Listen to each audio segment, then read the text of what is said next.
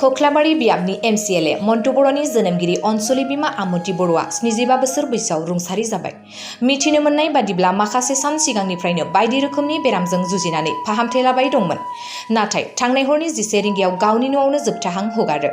MCLA Mantu बर'नि जोनोमगिरि अनसुलि बिमा आमत बर'नि रुंसारि जानायाव गोथौ दुखु मोननाय फोरमायदों UPPL दोलोनि CWC सोद्रोमा रंजालु बसुमतारिया।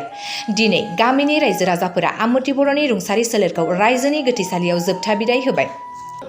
दिनै थांनाय मोनाबिलियाव जोंनि 22 नं कक्लाबारि समस्तिनि MCLA मानगोनां मन्टु बर'नि सिबिनां बिमा बिथाङा रुंसारि जादों आरो बे रुंसारिनि रादाबखौ मोननानै जोङो थारैनो दुखु फोरमायदों।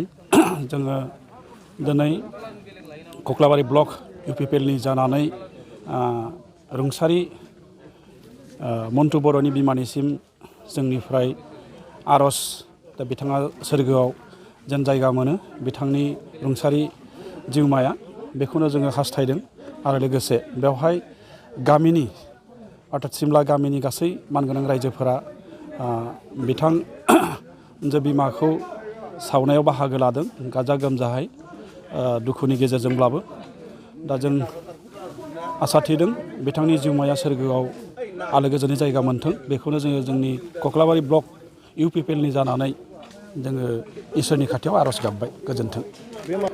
बेमाराथ' एसे एनै थाबो बुरिबायमोन बिथाङा बैसोनि माबा होबाय जेनेबा बे बैसोनि थागिदायावनो बिथाङा रुंसारि जाबाय। बेसेबांसो बैसोआव बिथाङा रुंसारि जाखो होनना बुङो?